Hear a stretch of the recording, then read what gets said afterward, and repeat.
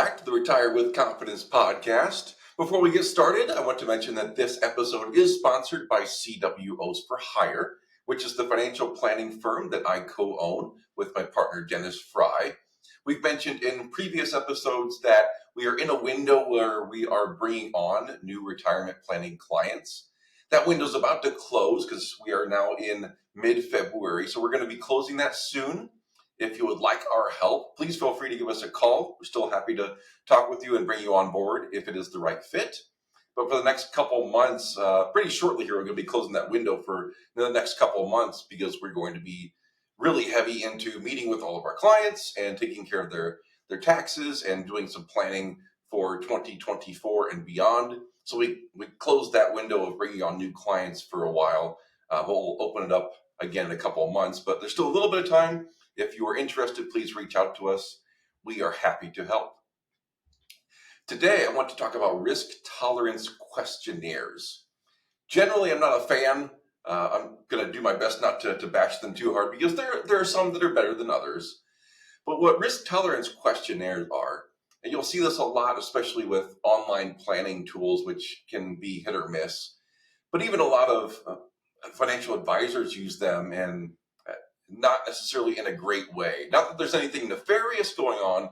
There's just a very common misunderstanding of what they really tell you, or are they even useful, really? So with these questionnaires, a lot of times it's going to be a series of questions that ask about, if the market did this, if it went up this much or down this much, would you be okay, or how would you feel about that, or would you prefer an investment portfolio that went, up 10% but at a risk of going down 15 versus, up 7 and down 10, and all these different questions about what would you do or how would you feel if these things happened.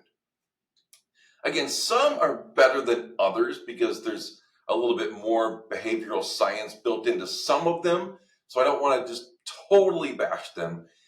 But for a lot of the questionnaires, it's very just plain generic questions that ask, okay, if this happened, what would you do?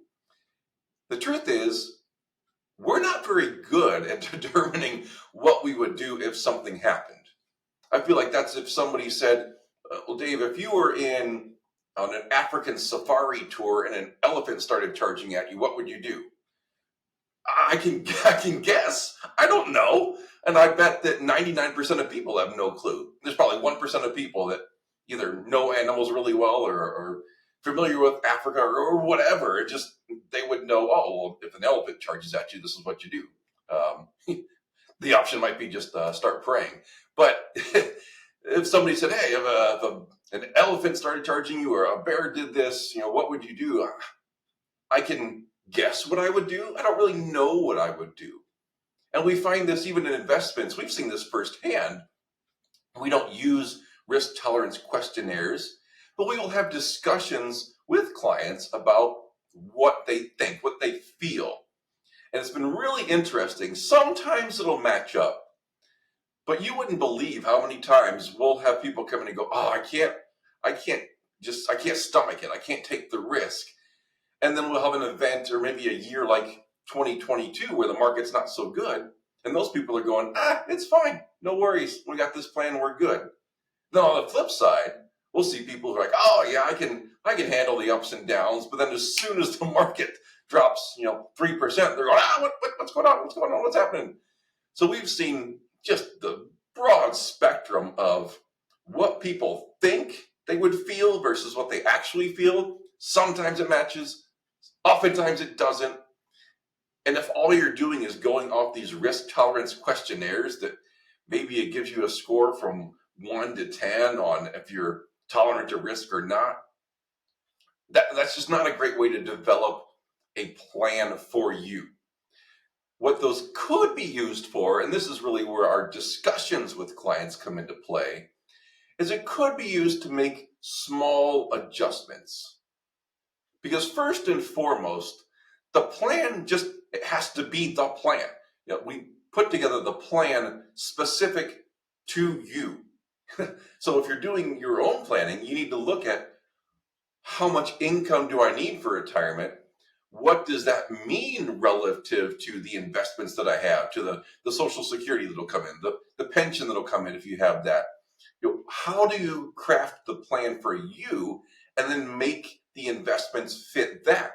Or maybe even adjust the plan if the investments can't quite fit properly. Maybe you have to retire a little later or do some part-time work until you get to the point where the investments can sustain you. But the plan itself is the plan. We've talked many times, and even in our most recent podcast episode, about how we make sure that the first 5 years of retirement, and really it's a rolling 5 years, you just want the next 5 years at least to be in individual stocks, not individual stocks, individual bonds and cash that provide you income for at least 5 years. So that way your stocks and your stock funds can grow for the long term. So your risk tolerance doesn't change that basic planning structure where we're looking at how much income do you need, how do we structure the income, how do we structure the growth. What it can do is make some minor adjustments. So if we're having a discussion with somebody who's just really, really worried about the market, and they say, I get that you're doing 5 years of income. Can we do 6 or 7? Generally, that's totally fine. Unless it really messes up their plan, which most of the time it doesn't, we can make that adjustment and go, 6 years of income, maybe 7 years. That's fine. No problem. If somebody says, I really like 15 years of income guaranteed. Well, now we're having a totally separate discussion. So now we're into, okay, well, how is this really going to work in your plan? We might just have to adjust your living expenses or when you retire, things like that.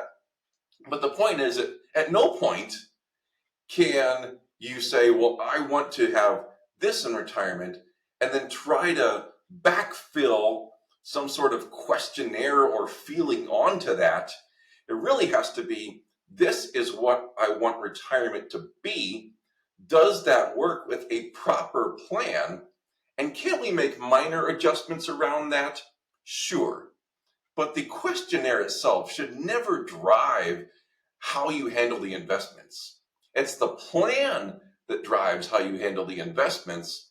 And something like a questionnaire or a discussion with an advisor can then provide some tweaks and some adjustments along the way to your comfort level, as long as it doesn't mess up the plan. So whenever you're going online and you see a questionnaire, or maybe an advisor comes to you and just kind of gives you a generic set of questions, be a little bit weary.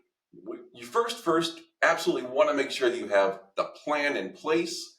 Then something like a questionnaire can supplement that with small adjustments. Just keep that in mind, that these risk tolerance questionnaires, like I said, some are better than others. I can't bash them across the board. But how you use them needs to be appropriate. Planning always comes first, and then proper investment structure to support that plan. And then some tweaks and adjustments around that can come from things like the risk tolerance questionnaires that you often see online and with other advisors. I hope that helps explain the role in kind of some behavioral finance ideas, but especially these risk tolerance questionnaires that are pervasive out there.